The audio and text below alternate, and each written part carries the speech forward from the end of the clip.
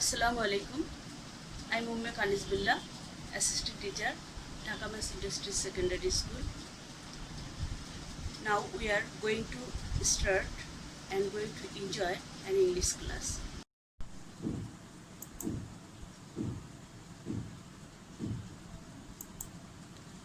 So my dear students, now we can see a ruin. From seeing this ruin, we can gauge our today's lesson. Today we are going to know about the Shampura Mahabihar.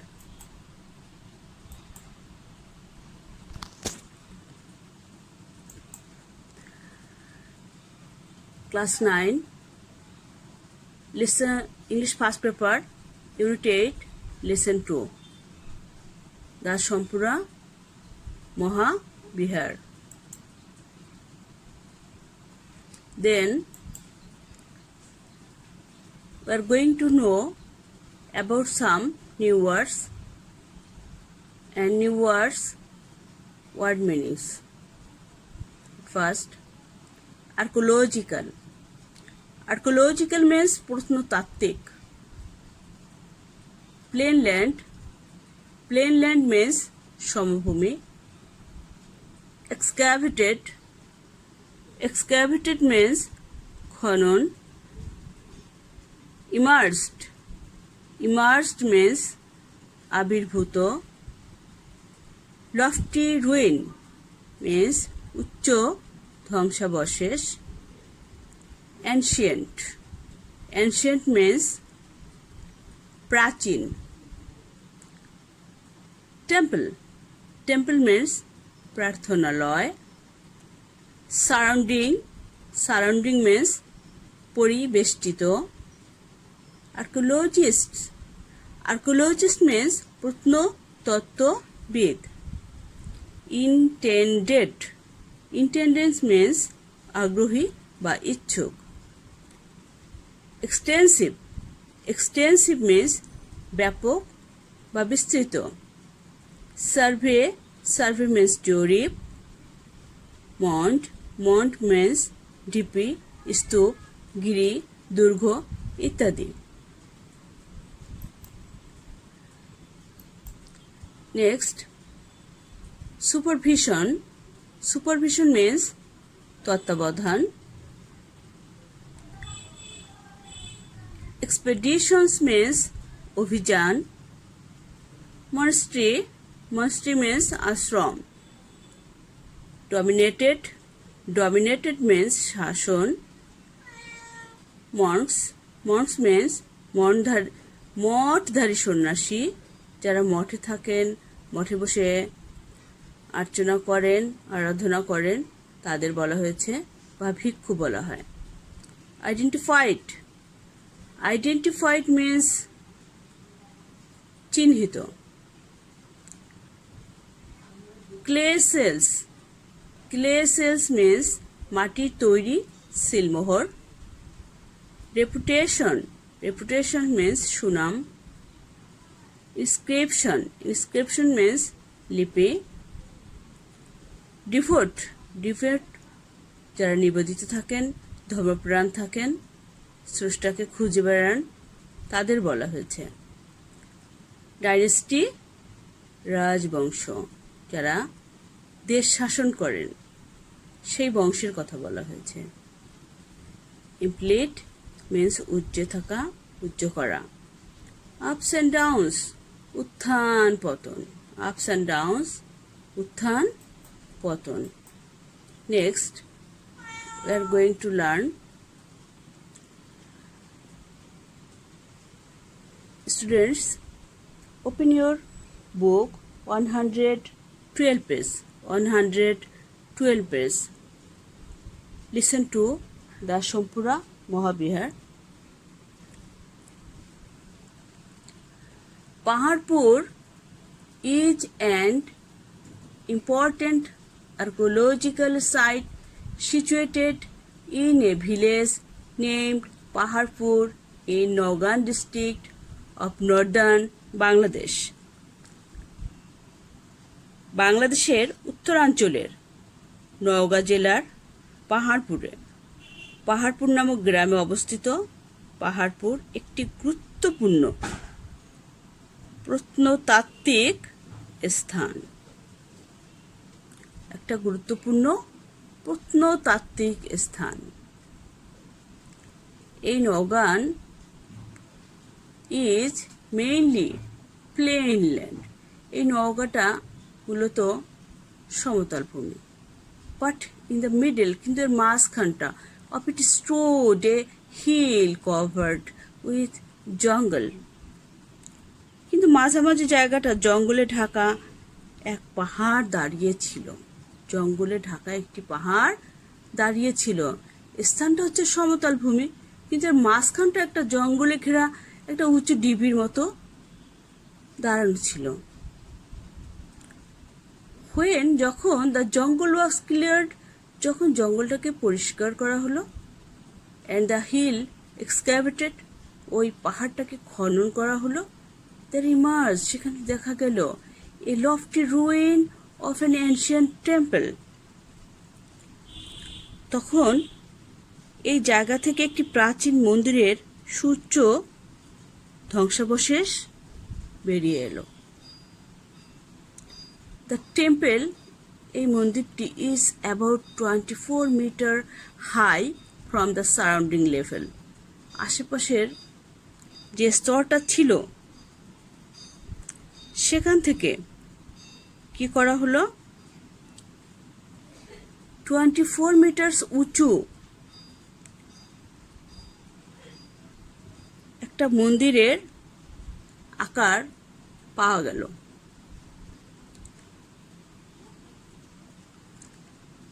তার যে মাটির স্তর ছিল সেখান থেকে 24 metre সে উঁচু ছিল এই মন্দিরটি, ধ্বংসাবশেষটি। এই পাহাড় মিন্স হিল। পাহাড় অর্থ হচ্ছে পাহাড়, হিল মানে পাহাড়, নিয়ারেস্ট ওয়ার্ড পাহাড়ের হিল। হেন্স, তাই বা যেহেতু, ইট ইজ নেম পাহাড়পুর, এর নাম হলো পাহাড়পুর।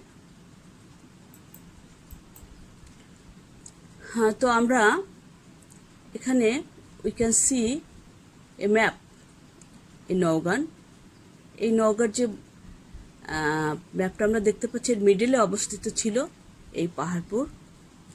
এই মিডলে আমরা সেই প্লেন ল্যান্ডটি ছিল, এবং যার খনন কার্য সম্পন্ন করে আমরা সেখানে একটা সুউচ্চ মন্দির বা আমরা একটা মঠ খুঁজে পেয়েছিলাম। আর এটা আমাদের সহযোগিতা করেছিল প্রত্নতত্ত্ববিদরা। Next, the Paharpur site has been excavated. এই পাহাড়পুরটা কি করা হলো, খনন করা হয়েছিল। অ্যান্ড রি এক্সক্যাভেটেড, এটা পুনরায় খনন করা হয়েছিল। এ নাম্বার অফ টাইমস, বারবার, অনেকবার, বাই আর্কিওলজিস্টস, বিভিন্ন প্রত্নতত্ত্ববিদরা। Sir Alexander visited the place. Alexander এই স্থানটা ভিজিট করেছিলেন ইন 1879, 1879 সালে। আমরা নেক্সটে তোমাদের স্যার আলেকজান্ডারের ছবি দেখিয়ে দিব। ওনার পুরো নাম স্যার আলেকজান্ডার কানিংহাম। উনি ইচ্ছা প্রকাশ করেছিলেন টু ক্যারি আউট, চালিয়ে যাওয়ার জন্য দ্য এক্সটেন্সিভ এক্সক্যাভেশন। তিনি ব্যাপক খনন কার্য এখানে চালাতে চেয়েছিলেন, বাট ওয়াজ প্রিভেন্টেড, কিন্তু উনি একটা বাধার মুখে পড়ে গেলেন। কাদের দ্বারা? By the land owners. ওই স্থানটির যারা মালিক ছিলেন তারা এই খনন কার্যটা করতে দিতে চাচ্ছিলেন না। নেভারদিলেস, তথাপিও, হি ওয়াজ স্যাটিসফাইড, তিনি সন্তুষ্ট হয়েছিলেন উইথ হোয়াট এভার এক্সক্যাভেশন, যেটুকু খনন কার্য তিনি করতে পেরেছেন তাতেই তিনি সন্তুষ্ট হয়েছিলেন। হি ওয়াজ পারমিটেড, তাকে অনুমতি দেওয়া হয়েছিল টু ক্যারি আউট, তার এই খনন কার্যটা চালিয়ে যাওয়ার জন্য। দ্য সাইট ওয়াজ ডিক্লার্ড, আর এই যে স্থানটিকে এই স্থানটিকে ডিক্লেয়ার করা হয়েছিল, ঘোষণা দেওয়া হয়েছিল to be protected by the astrological survey of India in 1919। যে 1900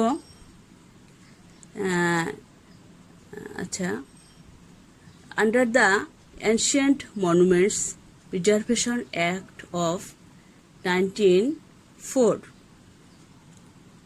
1904 সালের একটা আইনের আওতায়, সেই আইনটা ছিল পুরাকীর্তি আইন। কি আইন ছিল সেটা? পুরাকীর্তি আইন। এই পুরাকীর্তি আইনের আওতায় সে আইনটার নাম ছিল সংরক্ষণ আইন।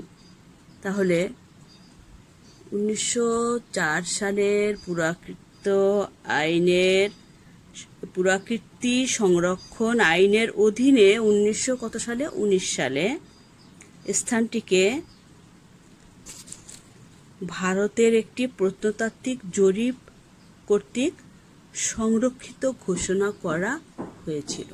তাহলে একটা আইনের আওতায় এনে, কোন আইন আমরা জানলাম যে 1904 সালের এই আইনের আওতায় এনে তারা কি করেছিল? স্থানটিকে প্রত্নতাত্ত্বিক জরিপ কর্তৃক সংরক্ষিত ঘোষণা করে দেন। আমরা এখন আমরা দেখতে পাচ্ছি আলেকজান্ডারকে, যিনি এই কাজটা হাতে নিয়েছিলেন, যিনি এই খনন কার্যটা ব্যাপকভাবে চালিয়ে যাচ্ছিলেন, যাকে প্রথমে খনন কার্যে বাধা দেওয়া হয়েছিল, কিন্তু পরে ওনাকে পারমিশন দেওয়া হয়েছিল। উনি ব্যাপকভাবে এই কাজটা সম্পূর্ণ করতে সক্ষম হয়েছিলেন। দেন a systematic and regular excavation started jointly, এটা যৌথভাবে শুরু হয়েছিল, পদ্ধতিগতভাবে এবং নিয়মিতভাবে যে খনন কার্যটা শুরু হয়েছিল, এটা এককভাবে করা হয়নি, জয়েন্টলি করা হয়েছিল। দুইটা জায়গা নিয়ে, একটা হচ্ছে আর্কিওলজিক্যাল সার্ভে অফ ইন্ডিয়া, যে প্রত্নতাত্ত্বিক বিভাগ ছিল, সার্ভেয়ার ছিল, জরিপ যারা করতেন ইন্ডিয়ার, and the Barendra research society of Rajshahi and Kolkata. তাহলে এই দুইটা স্থানের সম্মিলিতভাবে এই জায়গাটার খনন কার্য শুরু হয়েছিল। অ্যাট দ্যাট টাইম, তখনকার সময়ে, নোন অ্যাজ কলকাতা, এটা কলকাতা হিসেবে পরিচিত ছিল, এই কলকাতা ইউনিভার্সিটি ইন 1923, এবং তারা এটা শুরু করেন 1923 সালে। দে এক্সক্যাভেটেড, তারা খনন চালিয়ে গিয়েছিল, the south West corner of the monastery. তারা কোথা থেকে খনন কার্য শুরু করেছিল? এই মঠের দক্ষিণ পশ্চিম কোণ, তারা দক্ষিণ পশ্চিম কোণ, সাউথ ইস্ট, দক্ষিণ পশ্চিম কর্নার অফ দ্য মনেস্ট্রি, এই মঠের। নেক্সট, পরবর্তীতে in 1925 to 26, R.D. Banerjee excavated the northern part of the central mount. R.D. Banerjee কি করেন? সে খনন করেছিলেন নর্দার্ন পার্টটা, কিসের? এই যে সেন্টারটা দেওয়া হয়েছিল, এই সেন্টারের উত্তর অংশটা তিনি খনন করেছিলেন। তাহলে আমরা কি জানলাম? প্রথমে আমরা কে খনন করছিল? আলেকজান্ডার। পরে চলে আসলো কে? R.D. ব্যানার্জি। অনওয়ার্ড চালিয়ে যাচ্ছিল এক্সকেভেশন, এই খনন কাজটা was carried out, চালাচ্ছিলেন আন্ডার দ্য সুপারভিশন, তত্ত্বাবধানে, সুপারভিশন কারো অধীনে বা তত্ত্বাবধানে, অফ K.N. দীক্ষিত। এখানে K.N. দীক্ষিত নামক একজনের তত্ত্বাবধানে এই কাজটা তারা চালিয়ে যাচ্ছিলেন।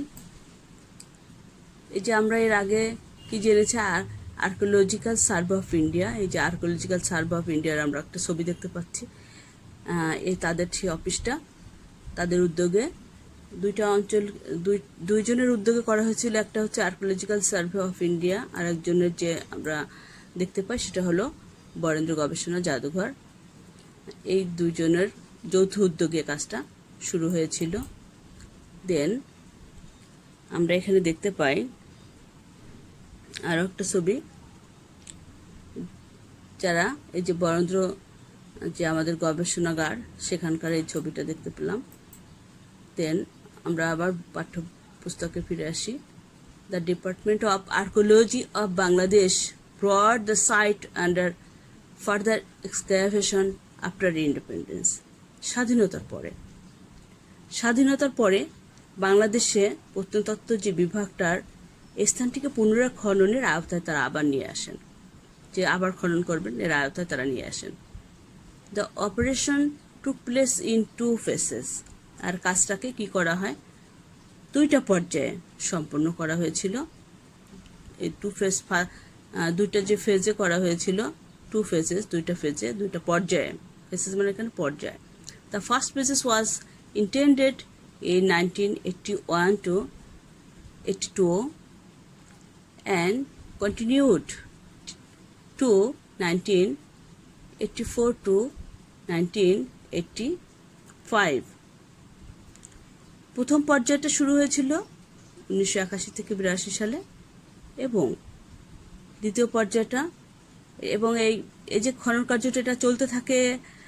প্রথম পর্যায়ের কাজটা 1984 থেকে 85, 84 থেকে 85 সাল পর্যন্ত, এবং দ্বিতীয় পর্যায় the second faces was started, দ্বিতীয় যে পর্যায়ের কাজ শুরু হয়ে থাকে এটা চলে 1988 to 89, 1988 থেকে 1989, অ্যান্ড কন্টিনিউড এটা চলতে থাকে টু 1990 থেকে 1991, 1990 থেকে 91 সাল পর্যন্ত।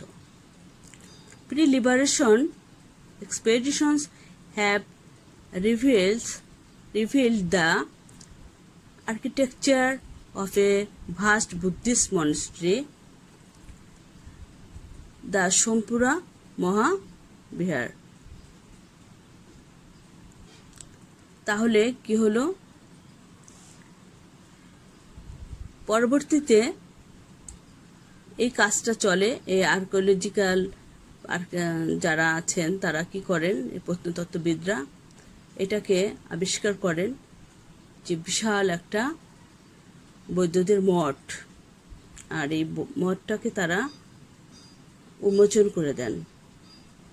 তাদের অভিযান করার পরে তারা এটাকে উন্মোচন করে দেন। It is dominated by the central shrine.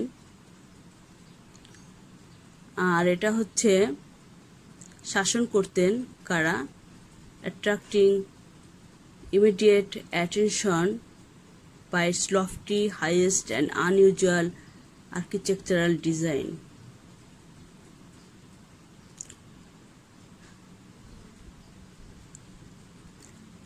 তাহলে আমরা দেখতে পারি কীরকম এই প্রত্নতাত্ত্বিক একটা নকশা। এই নকশার জন্য এটা তাৎক্ষণিকভাবে আর এই উচ্চতার জন্য এটা সবার কি করে, দৃষ্টি আকর্ষণ করে এবং এটা প্রসিদ্ধ স্থানে পরিণত হয়ে যায়।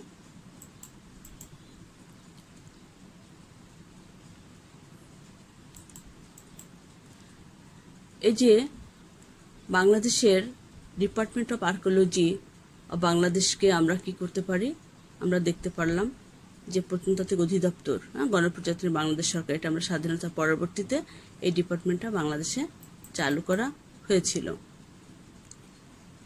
এই যে সোমপুরা মহাবিহার, আমরা পরবর্তী নেক্সট এই বিষয়ে আসি, পার্টে আসি।